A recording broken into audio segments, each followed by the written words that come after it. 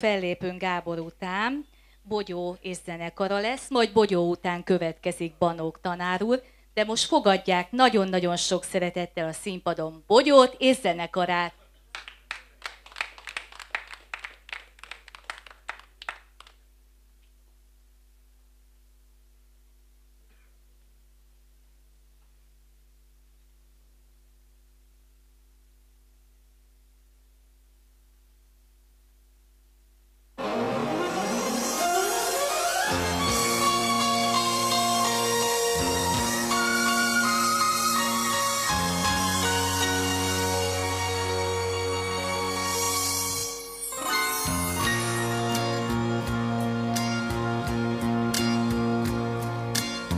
Hogy is kezdjem el, ami elmondhatatlan, hogy is mondjam el, amiért érdemes volt megszületni tán, meghalni sem nagyon nagy áldozat talán.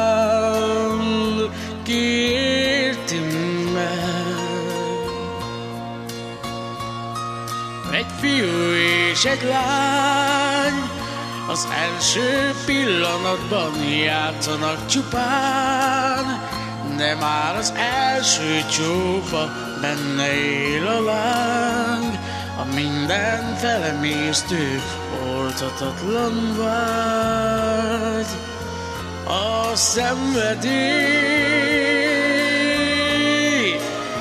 Már szeretném magányos éveket elvenni, tőlem már nem lehet arca közel, s keze ölel, ha végre rám talál. Egyszer egy álom, nem engedem, hogy köddé váljon, nincs szó rá elég, mi gyönyörű szél.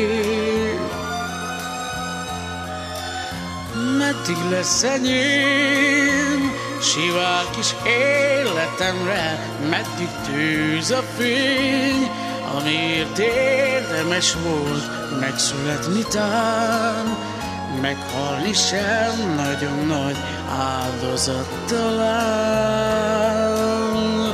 A szerelem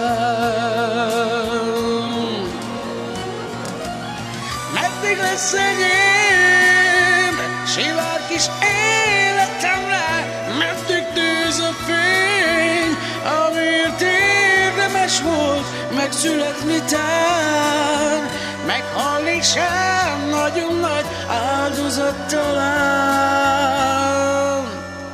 A szerelem.